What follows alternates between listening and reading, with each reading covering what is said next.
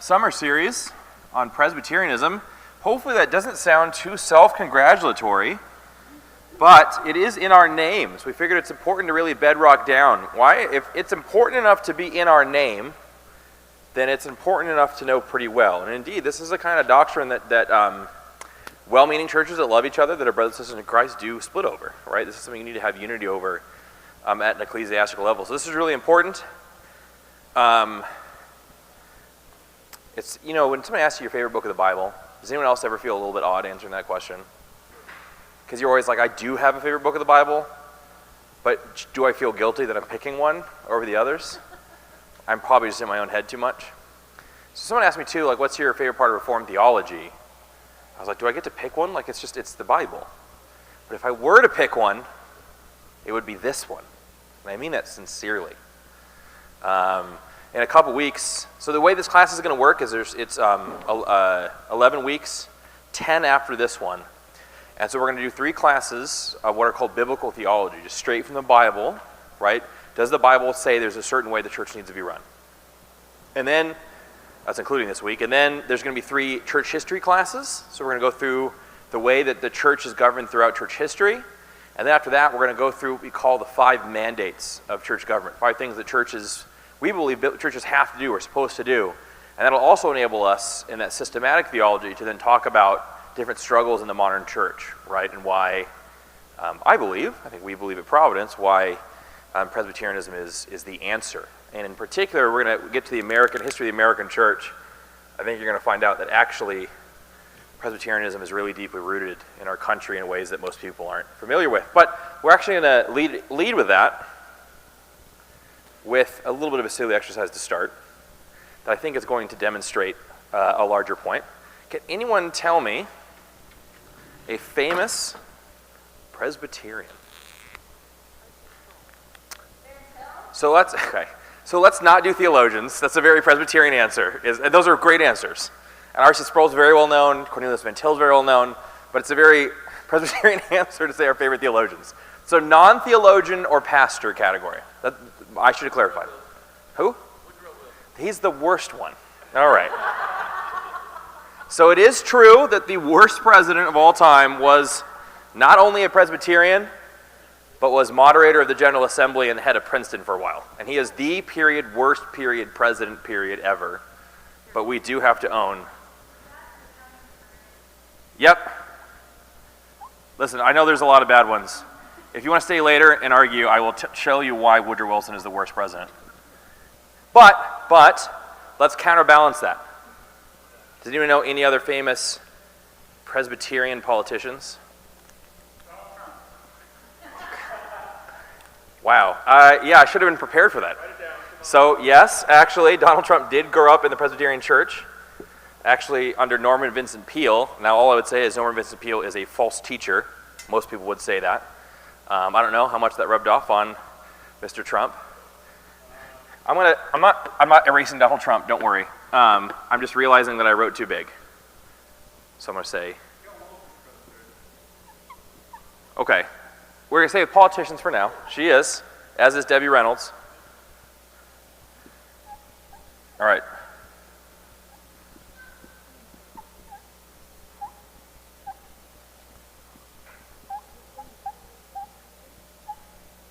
I always spell that wrong. There's the girl's name and then there's the president.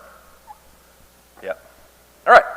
Actually, of the 48 presidents for American presidents and vice presidents is Presbyterian. So I think this is going to begin to show, right, just how even though this is actually I'm going to argue, the largest and most dominant strain in the Presbyterian, in the Protestant tradition. Presbyterianism is the largest, most dominant intellectually, theologically, influence in the whole Protestant tradition. Modern day America, it feels like it's really small. It's the weird long word. But you can tell we have the worst president. Some people would say 2 of the best presidents, right? We're both pretty ardent Presbyterians. Lincoln converted probably during his term in office, but he was introduced to Presbyterianism by his wife, who was a lifelong member. Same thing, Ronald Reagan grew up and considered himself a Presbyterian. So let's do non-president category, even though, again, Presbyterian is the most common religion for presidents and vice presidents. What about celebrities? And yes, there are some. Now, I don't be mean. Show your hands if you know who Raquel Welch is. Oh, okay, there's some people. All right, we'll say Miss Welch. I was going to make fun of Tim for being old, but... You know any others? Sean? Jimmy Stewart. You could hear the excitement in my voice. Who's not a Jimmy Stewart guy? Although, well, no, come on. Everyone, Jimmy Stewart, right? Yeah, I'm looking at you too. Oh, terrible. All right. Sorry. Reflects on your parents, but it's okay. No, It's a Wonderful Life. It's a Wonderful Life is probably the only thing you've seen. Man Who Shot Liberty Valance. All right. There is, you would think, hard to beat Jimmy Stewart. Mr. Rogers.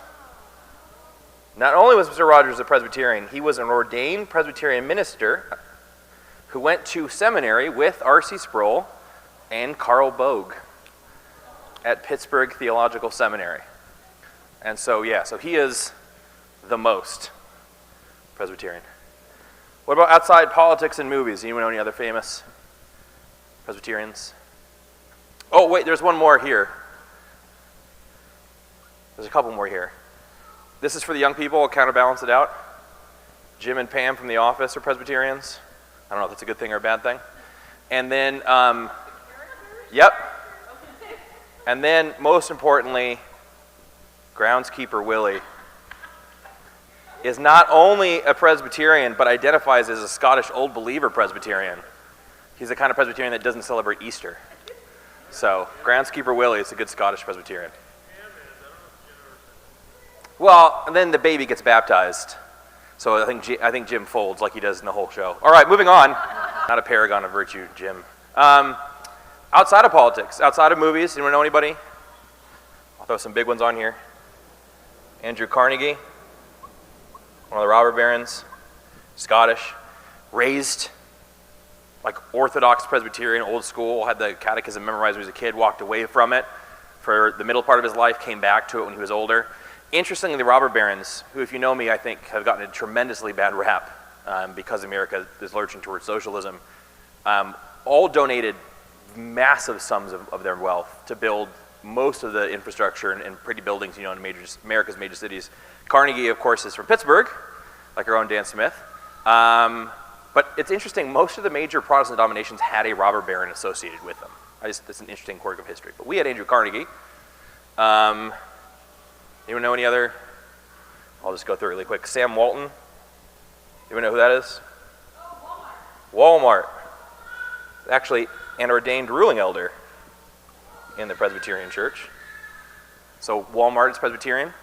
That means you're all entitled to 0.001% of the profits if you join. No, I'm kidding. It doesn't work like that. Yes, that's the last person I was looking for.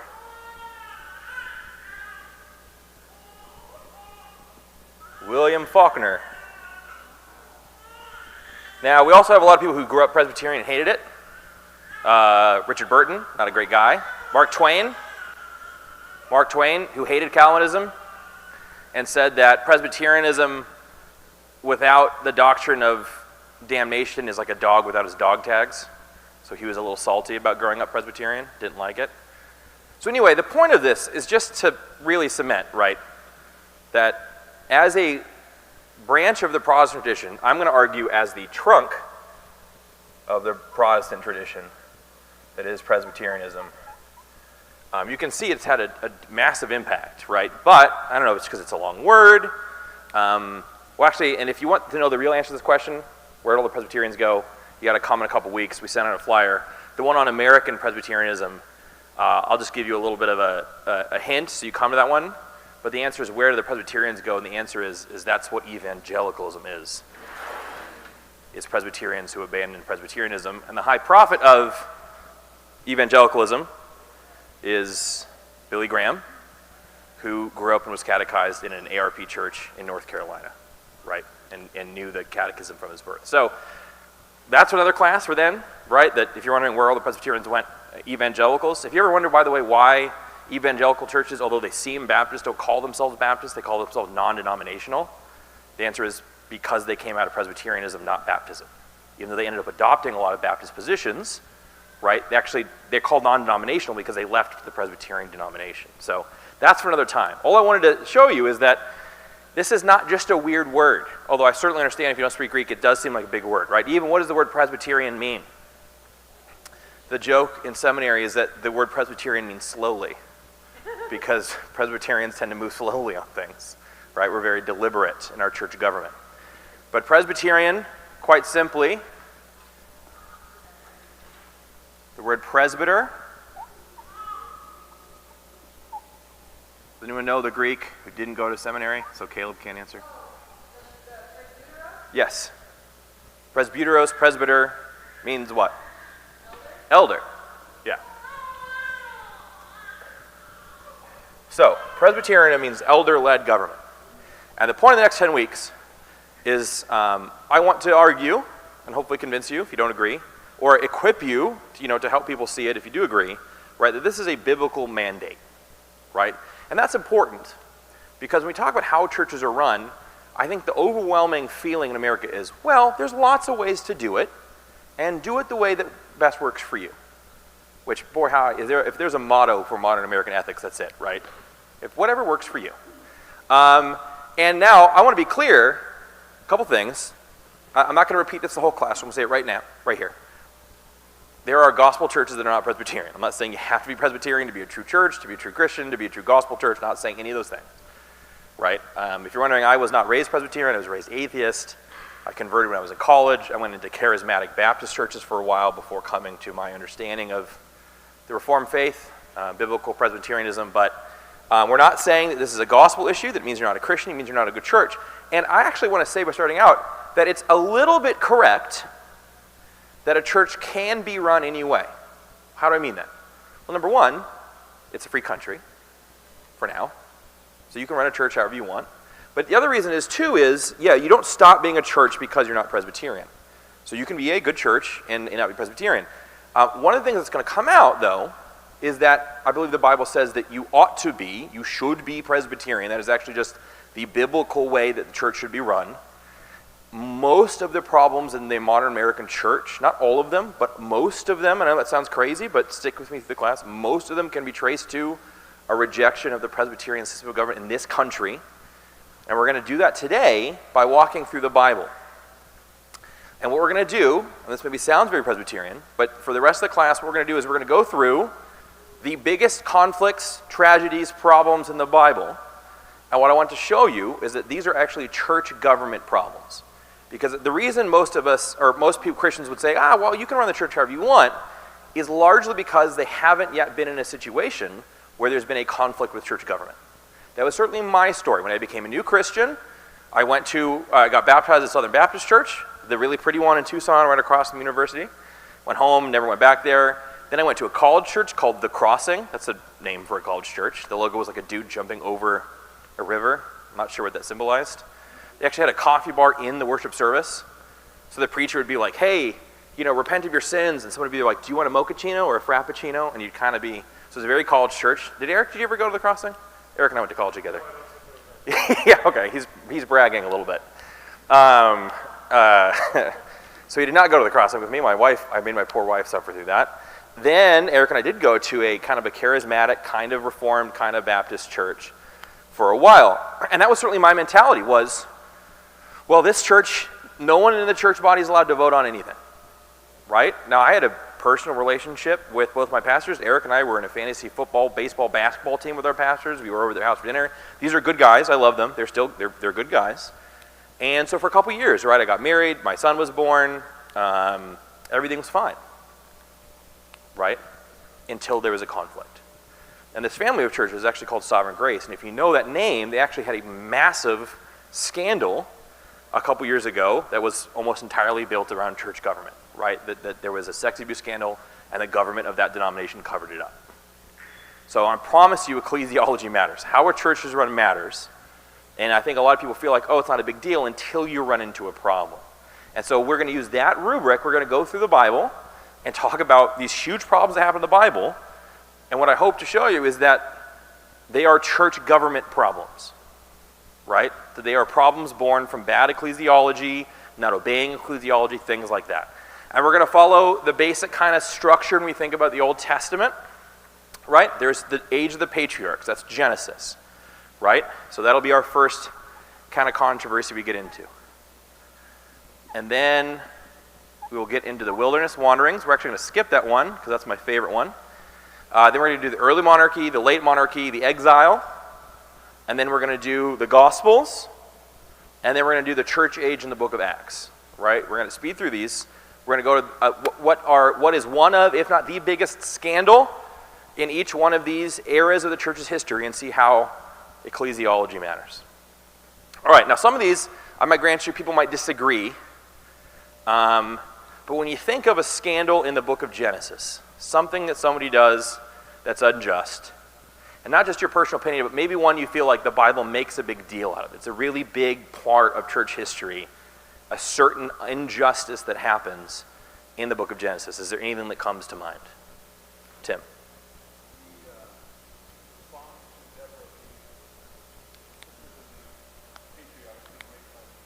Okay, so Dinah, the rape of Dinah, yeah, that's a good one, and I think that is actually an ecclesiology problem. I was scared someone was going to say that because I'm not prepared for that one. So I'm going to pretend that didn't happen, and give me another one. Joseph and his brothers. That's what I tend to think of, right? Joseph is obviously maybe the second biggest figure in the book of Genesis after Abraham, right? He dominates the latter half of that book, and that's a big deal that Joseph gets thrown into slavery, right? But what I want you to see is that this is almost entirely about the church. We tend to think of it's not about the church, right? It's just about Joseph and his brothers, and then what men intend for evil, God intends for good. But what God intends for good is actually not for Joseph or for his brothers. Who is it for? It's for all of the people of God. This whole thing is about that. So Joseph gets thrown into a pit by his brothers. How does that story start? Why do they throw Joseph in the pit? So they're like, you've exalted yourself above us. Now this is the first, I'm trying to do more kind of interactive in this series. Why do they say, and are they right to say, that Joseph is exalting himself over his brothers? He has a dream. Now, right, so they say, will this dreamer, right, be over us? Right, so what happens is Joseph gets a dream. He actually gets multiple dreams, sometimes about sheaves of wheat, sometimes about the sun and the stars. Then in all of Joseph's dreams, all of these other sheaves of wheat or stars are bowing down to Joseph. And so I think one of the most common, and I've done it before too, one of the more common mistakes that we like to make is we like to go, well, Joseph kind of got what was coming to him. And I think biblically that's really dangerous. The Bible doesn't say that. And in fact, Joseph's dreams are prophecy. Because how does the story of Joseph end? With his brothers kneeling before him when they come to Egypt begging for grain. It says they are prostrate before him. So what Joseph is getting is not just a dream like you and I dream, oh, I won the lottery, now I have an F1 McLaren. That's not what's happening. Joseph is getting revelation. Joseph is getting prophecy, right? Because Joseph is of the line of the patriarchs. And we know it's not always the oldest. Joseph's not the oldest brother, is he? He's near the bottom, right? Who's the oldest brother? Judah. Not a good dude. So Joseph, not Judah, just like it's Jacob, not Esau, Joseph is chosen in the days before the church is formally organized to be the leader of God's people. Like Abraham, right? Like Jacob, like Isaac, like Adam, like Noah, right? Joseph is the leader of God's people. He is the one that God has separated, and those dreams are God doing that. You're going to be the one in charge, right? You're the one in charge of this redemptive kind of covenant community that's going on. And we hear the main characters is always just the family. But we know as early as Abraham that there are a ton more people involved in the story. Just to refresh your memory, right? There are hundreds, if not thousands of people following Abraham around by the end of his life. So even though he's the patriarch of a clan, it's not just him and his kids, although those are the main characters we hear about in the book, right? Because one of the reasons we know is that Abraham raises an army, right, to go fight the kings who have taken away Lot, his nephew. So these are, in a sense, tribes, clans, tiny nations, right? And so Joseph is singled out by God through this revelation to be the head of his covenant redemptive body. The word for that is the church. And his brothers say no, right? His brothers rebel. against Joseph's ecclesiastical authority. But what does God do with that rebellion? He puts Joseph in Egypt. And then after Joseph is obedient to God and his will, unlike all of his forefathers, right? That's not to say that Joseph is sinless, but we should be clear in Genesis that Genesis seeks to put Joseph as mostly a righteous man, right? His actions are righteous across. It's kind of Joseph and Ruth, right, are two of the kind of, and then Daniel are kind of these biblical characters where they're mostly just presented as righteous people without failings. And so when he's thrown in Egypt, right, he doesn't sleep with Potiphar's wife. He's faithful. He continues to get prophecies from God about a drought. He uses these to save Egypt. Then his brothers come begging for grain. And when his brothers come beg for grain, what does Joseph do? He forgives them, right, which is a redemptive act. Right? And we see that in Joseph, what God does is provide for his church.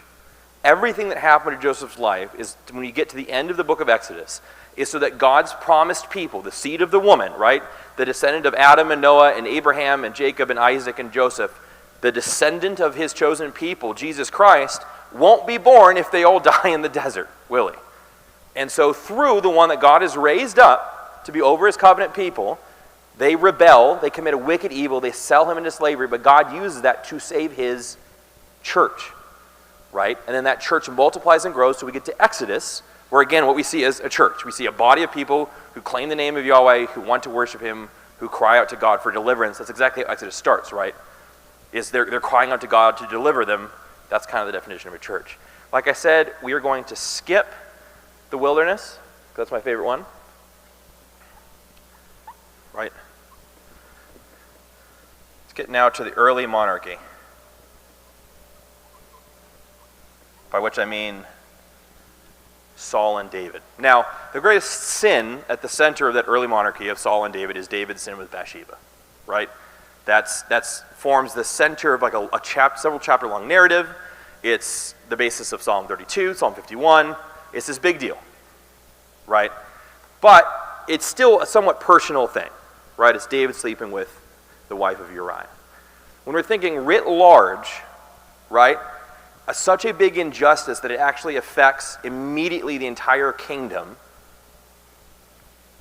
the answer here is Saul. And Saul does two really bad things that end up getting the kingdom stripped away from him. We actually just talked about one of them recently, and it's the destruction of the Amalekites, and Saul doesn't obey. Right? They're all supposed to be destroyed. They're God's enemies. Saul thinks he's smarter than God. He gets rebuked for it. But that's not Saul's only whoopsie, to use a technical theological term.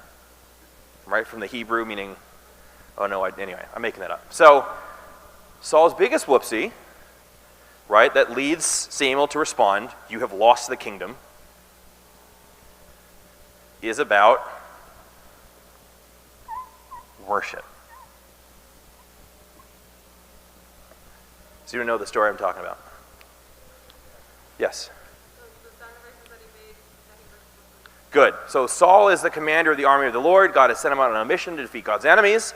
But God also says very specifically to Saul, to Joshua, to the commander of God's armies, that before an army can go into battle, there has to be a sacrifice made to God, and only priests are allowed to sacrifice.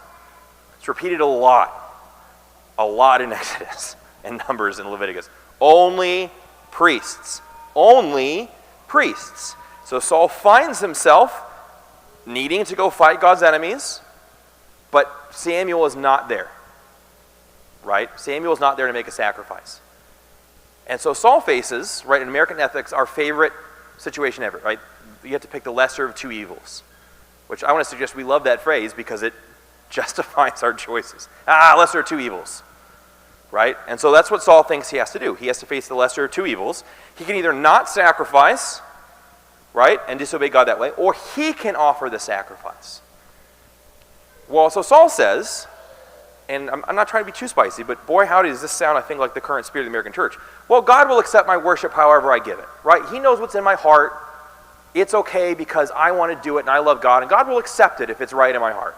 And so Saul makes the sacrifice to God, and they go on and they win the battle. Isn't that proof that Saul was right? They win.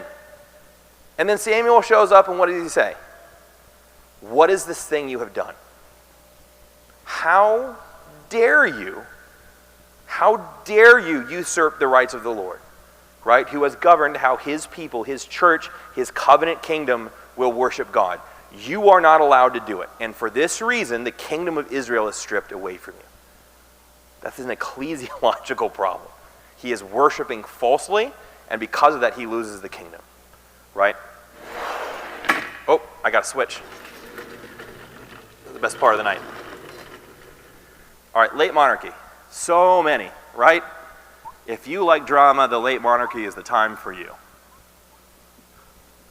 Right, we've got like the real housewives of the kings of Israel just doing crazy stuff. We have false teachers. But if you think of the late monarchy, what's the big kind of powerful story that sticks out to you? Right? Let's say I'm going to give you a hint. It's about one of God's prophets doing something. What's like the big dramatic scene? Yep. Dan? That's a good story. We're looking for bad news. Stop being so positive. Yes, Elijah and the prophets of Baal. Right? This is, we think, of a really dramatic kind of controversy in the late monarchy. It's Elijah and the prophets of Baal. So, you know the story. Now, I told you I grew up atheist, which I did. It's not an exclamation point, but we can add one. But I had a Catholic picture Bible because my grandparents are Catholic. And Catholic picture Bibles are unstinting. I got to say that for them. So I was like 4, and I would open the scene. It was a lot. It was a painting, not just of the fire coming down to consume Elijah's sacrifice, but what happens right after that happens. Yeah. So it's this kid's picture Bible, and it's just people being gutted, right? So Catholic picture Bibles go hard. Don't make any mistakes about it. Right? Just people being disemboweled. It was given to me when I was like 5. So that's what sticks out to you, right? Elijah goes to the prophets of Baal, and he goes, let's see whose God is mighty. We will both have a fattened calf. We will both sacrifice. Whichever one of these sacrifices is consumed by fire, that God is true, and the other ones are false prophets who deserve to die. So the prophets of Baal accept the challenge, and they cut themselves, and they wail, and they pour pitch and like flammable material, and nothing happens. Right? And at the end of the day, Elijah pours water on his, right? He has one of the all-time burns. He asks the prophets of Baal, where is your God? Is he busy going to the bathroom? Just literally what it says. And then the fire comes down from heaven. What happens right before that? Does anyone know? So right before that, Elijah is called. He's going to go meet with the king. Right? And he meets... Oh, and now the name is, try to look up what we're talking. He meets a guy who's a servant in the king's household. And when Elijah's going through, this is like the vizier, the chief of staff. And Elijah's about to meet with the king, and the chief of staff pulls Elijah aside, and he says, what are you doing? And he's like, what do you mean? He goes, guess what? I follow Yahweh too. And Elijah says, excuse me. Like, what? And he goes, yeah, and I've been hiding. I've been trying to help, and I've been in hiding, right? And you're going to ruin this for me. You need to not go through with this, right? If you make a big deal and proclaim that Yahweh is God, they're going to find out about me and the people I'm hiding, right? And you're going to ruin everything. And Elijah rightfully says, how dare you that God sent me, right? And so the entire setup for this scene is the legion of false prophets of Yahweh. This is a church government problem. All of the people who are supposed to be leading the church of Yahweh have, to a man besides Elijah, and this one chief of staff who's just a coward, have all kowtowed to Baal and to Jezebel, right? The entire reason this scene exists is because of abysmal church governance. The people who are been put in place by God to protect the truth, preach against idols, lead people back to Yahweh, have all signed up for the wrong team. So this is only even happening, right, because of the total collapse of the government of God's church in the late monarchy, right? And we see that, right? We see most of the prophets, and this happens again and again, by the way, with the other kings. All the false prophets lie to the king, tell him what he wants to hear. Only God's faithful teachers tell the truth, right? And unfortunately, that continues till today. But the only reason you have a scene of Elijah and the Baal prophets is because the governors of the church of God have abandoned their duties and have gone over to Yahweh. Right? Exile. This one's pretty famous, right? When we think of the exile, we probably think of Daniel in the lion's den. Now Daniel, or you could say Esther maybe, they have something really strong in common, right? The problem, what gets Daniel and Esther in trouble, and not so much Esther as much as the Jews in the book of Esther, and Daniel specifically, what gets them in trouble? Worship. The problem is, again, worship, right? I'm not saying all these other ethical duties don't matter, but it's shocking how much everything comes down to who will you worship. We know this with the persecutions of the Roman Empire, right? Why were Christians martyred by Nero and by the Roman emperors? Because they would not worship Caesar. And so it's the same thing. It's fundamentally a worship problem. In both situations, this time we have some people acting well, Esther and her buddy Mordecai, but then Daniel, and also Meshach, Shadrach, and Abednego, right? Which, yes, I do remember them for the VeggieTales movie, but they're also in the Bible. That's a great story. But here's what's fascinating, okay? They're faithful. Esther's faithful, Mordecai's faithful, Daniel are faithful, Meshach, Shadrach, and Abednego are faithful. And the plans that God enemies raise up to kill God's people end up falling on their own heads, right? Haman is hung from the noose that he builds to hang Mordecai. Daniel is vindicated. What do the two kings, the kings in Babylon, what's their response after Daniel, after Esther are vindicated? Does anyone know? Who do they praise? Yahweh. The immediate response in both Esther and Daniel to God's people being faithful. Now, we don't know how much it sticks, right? We don't know if it's just perfunctory. But the immediate response in these situations, right, is the kings of those land acknowledging Yahweh. That's a church situation. Right, same thing. Like, they're faithful, God vindicates them, the king goes, Yahweh is God, Yahweh is Lord, everyone praise Yahweh, everyone worship Yahweh. That's the solution, right? Every time what God does in these individual stories, we tend to think of them as only individual, but they are for the sake of the entire church in Babylon, and the end of it is kings confessing the name of Yahweh, right? Now in the Gospels, we'll see again if you disagree or agree with me, not the crucifixion, right? But all the things that Jesus does, right? What's the most dramatic? What would make for the best scene in a movie were everyone not realizing you shouldn't make movies of Jesus because of the second commandment? I'm kidding, no one agrees with that. Jesus clearing the temple. Right? That is one of, if not the most dramatic part of Jesus' ministry outside, obviously, clearing dramatic. No. He created the drama. Clearing the temple. All right. Jesus sees a lot of nonsense in his ministry. And he never is okay with any of it, right? He's never okay with false teaching. He's never okay with injustice. He calls it out. But oftentimes it's somewhat subdued, right? And other times it gets a little bit more intense, right? Den of vipers, he'll use some words. But this is when we see Christ at his most righteously angry, right? Not with the woman caught in adultery about to be stoned, right? Not with the people mad about healing the cripple we talked about the other day. Christ is at his most furious, when he righteously angry, when he is cleansing the temple, right? Because, what did he say? My house was supposed to be a house of prayer. Right? That's the church. Right? What dwells up this righteous indignation in the Son of God is that they are abusing the house of prayer, the place of worship. Right? Because this is now affecting everybody. Everyone who goes in a temple is complicit in this sin. That's the one place where people are supposed to go and worship God rightly and be told their sins are forgiven them and receive mercy from the priests, and instead you are abusing the temple, the house of prayer, and God gets furious. All right. Book of Acts. What's the book of Acts? We'll say book of Acts, Pauline epistles. I'm going to step on, Caleb's going to be doing this class, so sorry, Caleb. So I'm stepping on some New Testament stuff. Lots of dramatic things happen in the book of Acts. So let's say outside of the book of Acts, most dramatic exchange in the epistles. For me, right, it's the book of Galatians. Did anyone know the controversy I'm talking about in the book of Galatians? What happens? Yes. So between who? Yes.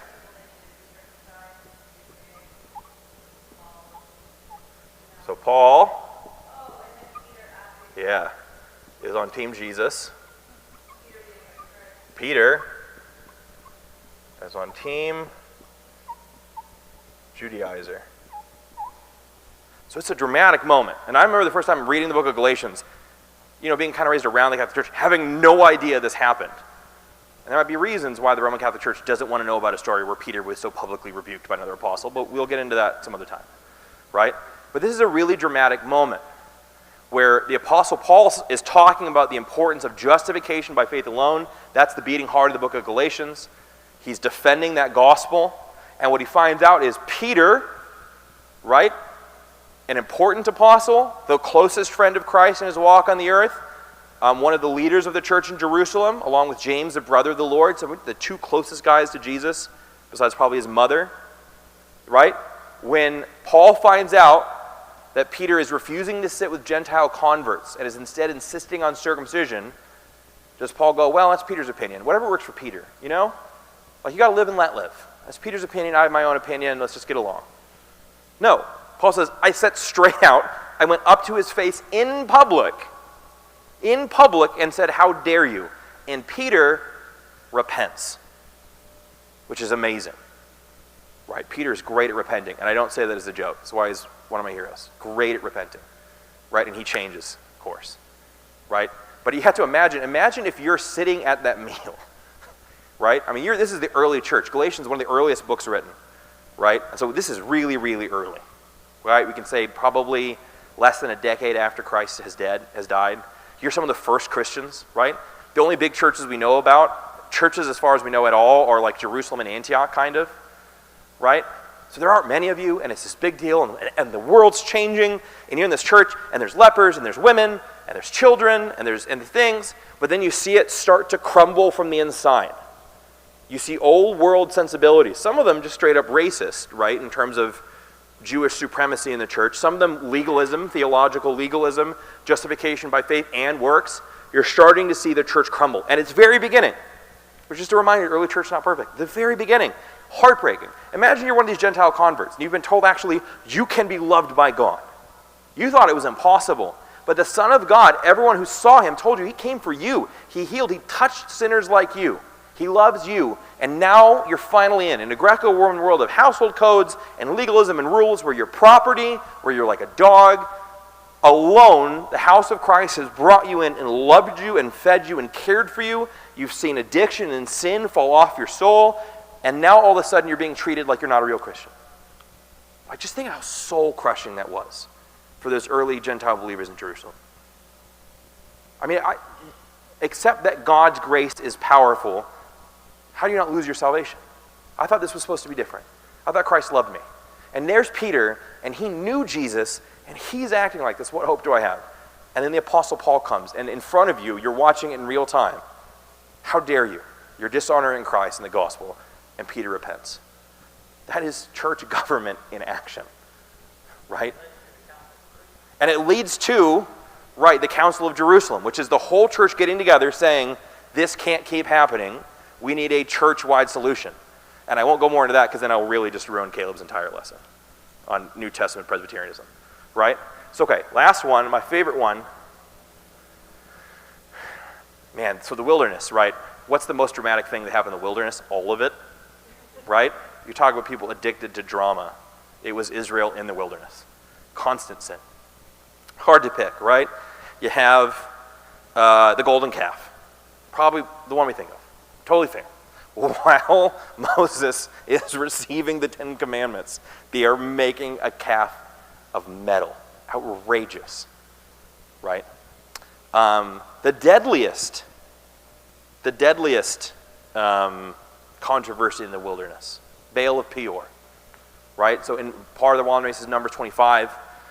This is after Balaam and everything. All of Israel, and again, that word worked fine, by the way, because it says it's the teachers of Israel that go to Baal of Peor. It is the leaders of the church that bind themselves to Baal of Peor, right? And then it says, I think it's 250,000 die. So it's a ton of people die from a wasting disease. And that's when Phineas solves the problem by just shoving a spear through 2 people, right? And so anyway, it's fascinating. Read Numbers 25. So that would qualify, right? The wasting disease, the Baal of Peor, God sends a mighty plague, wipes out huge amounts of people. Might be 25,000. It's so many people that you wouldn't want to have anything to do with, right? So that's the deadliest one. Maybe the most dramatic in our eyes is the golden calf. But I want to draw your attention. You've probably heard me talk about this before, so I apologize if you have. Numbers 16, sorry. Which is the rebellion of the sons of Korah.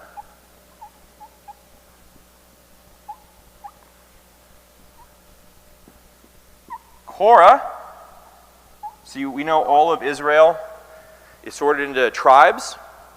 We know that one tribe of Israel has been sorted aside to be the priests, right? And the priests are the clergy of the Old Testament church. Now, there's still prophets, right, who are teaching, proclaiming. We know that the king has some jobs in the Old Testament church, but the priests are mostly the clergy of the Old Testament church, along with the elders. That's the point of this whole class, right? So the elders govern the church. The priests, a lot of people point out, are like the deacons, right? They're serving the poor and the needy. They're making intercession for those who need. So it's elders and priests, right? Well, the elders, I'll step on myself for next week. We see the elders, the minute Israel gets in the wilderness and is a constituted church, not just a tribe, the first thing God tells them to do is vote for elders. And we'll get into that next week. Vote for elders to govern you. Exodus 18, right? But then to care for the poor, to do the sacrifice, we need the priests. Where do the priests come from? Does anyone remember? Levi, the tribe of Levi, right? So Korah is from the tribe of Levi. He's in the right room. Except that service to God is not a birthright. This is where the priests can come from, right? But God raises up. And so the main priest during the wilderness is Aaron and his sons. Right? So Aaron is the high priest. His sons follow him. Aaron has the Urim and the Thummim. He's the one making the sacrifice, the Day of Atonement. Aaron's the priest. Korah doesn't like that. Korah says, I would like to be a pastor very much, thank you. And so Korah goes to Moses and Aaron and says, I have every right. Who do you think you are to be an officer in the church and I don't get to be one? I want to be an officer. You can't tell me no. I get to do what I want to do. What's God's response? The ground swallows them alive. Right? God opens up the ground and they are swallowed. Right? Because they are rebelling against the church. Now that on its own, I think 250 people die. Would be the most traumatic thing to happen to any one of us, right? But man, why am I singling that out? If we're going through crazy stuff, right? Why am I singling that out? Because unlike the Baal of Peor, or unlike the golden calf, what's really unique about the rebellion of the sons of Korah is that the whole church then proceeds to argue with God. Unlike Baal of Peor, unlike the golden calf, the church does not accept the Lord's judgment. Right? Dathan and Abiram, on behalf of the people of Israel, go back to Moses. And it's hard to read because you're like, this is shocking. They go to Moses and Aaron and they say, go tell God he's unfair. We are furious at you. We are furious at God. You should not have killed Korah. How dare you? He wanted to be a priest. We want to be the priests. So what's fascinating about the rebellion of Korah is there's a double down on the rebellion. Now, what happens to Dathan and Abiram? We sang it, Psalm 106. They are killed by the Lord. They are wiped out. 17,000, I think it is, die. Right? And then God tells Moses and Aaron, stand back. I've had enough. I am going to wipe out the entire assembly of God's people. I will start over with you two. You have wives, you have kids. I've done it this way before. I've done it twice before, right? Started with Adam and Eve, wiped them out. Noah and his wife, God says, I'm going to do it again. Stand back. I'm going to wipe these people out. Right? And this one's interesting because you think it's Moses, it's Aaron, who is, I mean, he's a pastor. I'm not saying because I'm a pastor. And he says, God, remember your covenant with your people. You promised to be merciful to them. Yes, they're sinners. No, they don't deserve your grace, but you promised it to them, and you always keep your promises. Do not wipe out your people. Instead, don't only forgive them, but bless them and love them. And God says, that's right. That's exactly correct. But this can't happen again. I'm not, and he's not saying or if. He's like, you're right. Right? He goes, I never would wipe them out. I'm drawing out your memory of my covenant mercies. Right? So that the leader of the church is now on behalf of the people who rebelled against God. God, forgive them. Don't destroy them.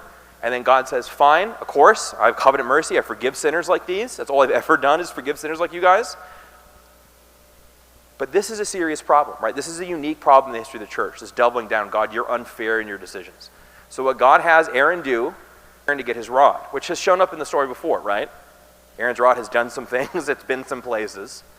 Turned into a snake, right? Along with Moses' staff. He says, Aaron, get your rod. And the rod is, in the Old Testament, a sign of what? Authority. That is why in the valley of the shadow of your death, your rod and your staff, they comfort me. There's nowhere I can go that God's authority doesn't cover me. He's a king over the universe. God's rod is with me in the valley of the shadow of death. So Aaron's rod is placed in the tent of meeting. And he says, anyone else who wants to put their staff in there, go for it. You think you get to just claim to be you get to be in charge of the church, you get to do whatever you want, organize it however you want.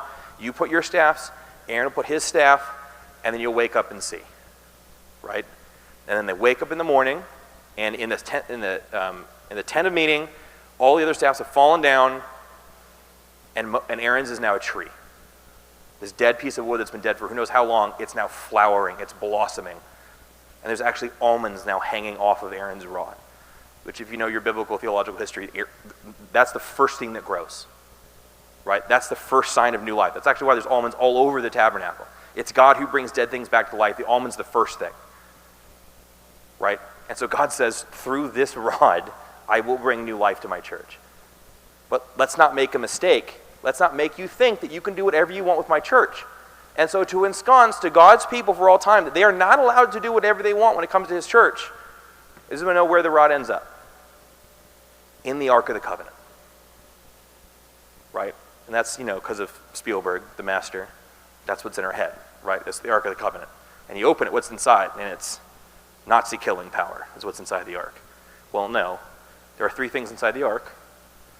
There is the Ten Commandments, which represent Jesus, the King's laws. There's the manna from heaven, which represents the priests, Jesus, the priest giving. And then there's Aaron's rod, which is Jesus, the prophet, governing his church how he wants. Right? And so hopefully we've gone through tonight is that you cannot read the Bible and not see that church, right? Now there are times, I'm not trying to say every single thing that happens in the Bible is a church government problem. Rape of Dinah is not solved by Presbyterianism. People are awful and sinful. And I am sorry to tell you that being Presbyterian does not fix that problem. Boy, I wish it did.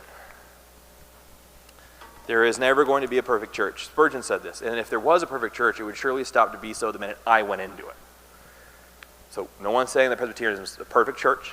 It will not prevent sin from happening, right? But hopefully what I've demonstrated is that God cares so very deeply for how his church is run. Time and time again, he goes out of his way, right, to demonstrate his authority over his church and the absolute necessity of his people running his church the right way. If it's Peter and Paul, if it's Moses and Aaron, if it's Samuel, if it's Joseph, if it's Mordecai, again and again, God protects, preserves his church, and says it needs to be run a certain way. Right, and that's what I hope we demonstrated. So that's what fundamentally a Presbyterian is. Because boy howdy, if you try to get some kind of common thread through these people, I don't even know. Good luck. If you want an after Wednesday school game, try to find one thing all these people have in common. Can't even see Born in America because good old Grant Skipper Willie is Scottish. So was Carnegie, by the way. Fundamentally, Presbyterianism is just saying, and agreeing with all Christians, that the church is the bride of the Lord Jesus Christ. It is his treasured possession. The church is that which Christ thought of, Hebrews says, while he was suffering the anguish of the cross. He thought of the prize that was set before him. It was his church. The church is the center of the covenant of redemption before the foundation of time. The three persons of the Trinity make an agreement, and the agreement is to what? Is to save a church for God. Right? So we all have this high view of the church. Presbyterianism is just saying there is a biblically mandated way it should be run. And by and large, the width and warmth of that thing has been the same since the church was constituted in the desert. And now it's come back to the desert in Scottsdale. Not that it's going to end here, right? But fundamentally, Presbyterianism is an argument that elder-led church has always been God's design, and that it is God's will for the flourishing of his people, for his church to be governed with great care, but specifically according to biblical principles, rather than whatever way somebody wants to govern it. Now, there are other things that we tend to believe in, right? So Presbyterianism tends to be confessional. So we have the Westminster Confession of Faith. But that's actually not a part of being Presbyterian, because there are confessional Baptists and confessional Anglicans, and we love them, and Lutherans, and hooray, right? We also tend to believe in the regulative principle, which has a similar root, right? Presbyterianism, the church can only be governed the way Jesus said it was. The regulative principle says we can only worship Jesus the way he told us to. But you can believe that and be Baptist, Lutheran, Episcopal, all those kind of things.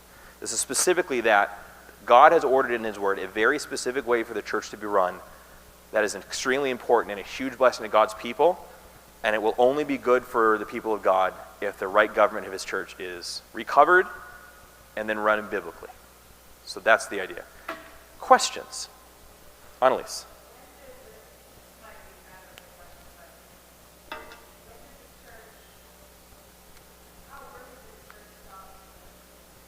It's a great question. That is also stepping on a future class. So it's part of the reason we're doing next week is the Old Testament. So we're going to go through, was there elder-led church? Yes, there was. There were elders in the Old Testament elected by people. That's who governed the church. And then the New Testament, Jerusalem Council, the church being run this way. And then we're going to do church history. And the first question is going to be the early church. A lot of people are like, well, we should do what the early church did. And I promise you, if someone was from the 2nd century here, they'd say, no. We were figuring things out. That's kind of like saying we should live the way 6-year-olds live, because they're closest to the origin of it. That's not fair. That's not really the argument. Sometimes the early church looks a lot like a 6-year-old. They get into some really, really messy stuff, right? So we'll hear that argument a lot, right? Like, has anyone heard of the love feast? No? Okay. So the early church, communion tended to be a meal. Glasses of wine, loaves of bread. Now, yes, I'm on board with that. I don't think it would work in a church setting, but that's bread and wine. Great, amen. I had you over to my house for dinner. I promised you, I'd offer you a glass of wine. It's a good thing. So, we should do that.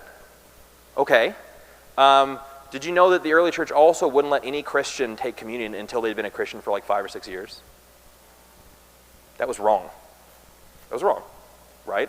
One of the reasons they did that was they tended to be really strict on whether or not someone's confession of faith was credible, which I think they were overly strict on, right? The Bible says to be charitable. Love believes all things, love hopes all things, right? Someone says they're a Christian, and they tell you the gospel, you ought to believe them. And the early church go, I don't know about that. That's why one of the big controversies in the early church was the Donatist controversy. People would have, there'd be parents and a soldier would be holding a sword to their kid, and they'd say, renounce Jesus or else we're going to kill your kid. And the parents go, we renounce Jesus. And then they leave and they feel terrible, and they go back to the church. We feel terrible. We didn't know what to do. And unfortunately, there's a lot of people in the early church going, well, you're never a Christian, ever. You can never come back. Go away forever. Awful, right? Good teachers like Augustine pushed back against that. But just so you know that the early church also had its struggles, right? They were fighting over things like, is Jesus God? Right? Was he really, truly God? That was the early kind of controversy. That's why we had the Nicene Creed. So early church, wonderful. They're Christians just like us. They definitely have a lot of cool things, like a proximity to the apostles, like a lot of bread and wine for communion. So early church was great. But the idea that they were right simply because they were the first is not borne out in history, and that's actually not how the way we tend to make any decisions, right? Often the first people to do something, it's real bumpy, right? We're figuring out how things work. So that's, to Annalise's question, that's going to be in 3 weeks. We're going to go through the early church. To answer, sorry, I answered too long. Really briefly, there's really clear elements of Presbyterianism until around 500 and 600 AD. So several hundred years, you see the church working cooperatively among bodies, among sees. You see the decisions of bishops being overridden by those bodies. There's something called the Synod of Oak, where one bishop makes a decision, and then the whole church goes, you don't get to make that decision. You don't get to do whatever you want. The whole synod gets to make that decision. I know the word for synod is presbytery. Well, it depends on who you're asking. Some people would say 80-33, right? That's a complex question. So there's early bishops of Rome, and early bishops of Rome have a lot of influence in the church, right? We see James have a ton of influence in the church because he's the head of the church in Jerusalem. So the first time there's a pope acting like a pope is actually probably the sack of Rome. The bishop of Rome goes out to meet the invading army and seems to have a lot of authority in the city, right? In part because the emperor's, I'm not making this up, is off playing with his chickens. Again, you think, is Woodrow Wilson really the worst president? None of our presidents have run away during war to play with their pet chickens, which Emperor Honorius did. But that leaves the bishop of Rome to show up and kind of plead for the city. And so at that point you can say, well, that pope's kind of acting like a pope. He's kind of taking for himself civil authority on behalf of the city. So the popes, they bargain with Alaric and some of the people who... So that's sack of Rome is 4th century, I think. You want to contradict me? I could be wrong. Yeah, I should remember. Well, so I think it's 376. I thought so. Okay, 376 I think is the sack of Rome, because it's before Augustine, because Augustine writes the City of God to explain why it's not Christians' fault which was, people said that. If you think people make up slander against Christians now, it's not new. Rome fell because you're Christian. That's wild. But yeah, so anyway, so that's early on. There's people kind of acting like popes a couple hundred years after early on. We see, really early on, there's no primacy to Rome at all. But you see popes starting to take that authority onto themselves. Should be mentioned, by the way, the Eastern Church never accepted Roman primacy, right? The Archbishop of Constantinople was probably the most important person in Christendom, up until Charlemagne, right? And so when was there a pope? Half of Christianity never accepted the bishop in Rome, right? And that's one of the reasons they ended up splitting. Bradley. Go for it.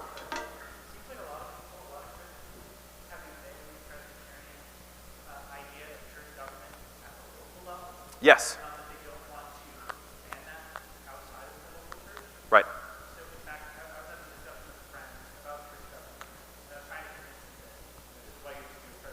Yep.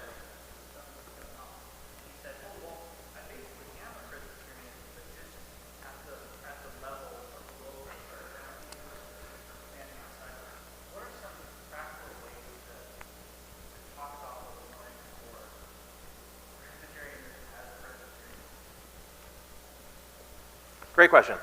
I have a 2-word answer.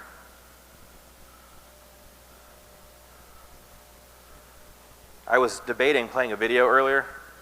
I do not know why I'm being so spicy today. I want to stress, by the way, actually, my best friend in the whole world is a Reformed Baptist still in the Casa Grande. Love Baptists, love Anglicans, brothers in Christ. So this is not about who's better. It's about what does the Bible teach? How do we best honor Jesus? The more we listen to Jesus' words, the better things will be. Okay? So now I'm going to be super salty. Bradley asked, well, I have elders. Our church votes for elders. They sit in a council. They govern together. We just don't have connection to other churches. Aren't I basically Presbyterian? What's the argument against that?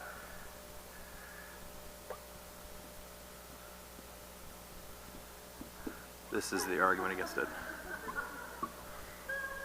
Sorry, I'm a little salty. So, Eric and I watched very early Mark Driscoll videos when he was just starting to get popular. He was known as the cussing pastor because he would cuss while he would preach, probably an early sign that things were off, until John Piper called him and was like, please don't do that. And at that point he was listening to other people, so John Piper convinced him to stop doing that. Mark Driscoll, to this day, is an amazing communicator.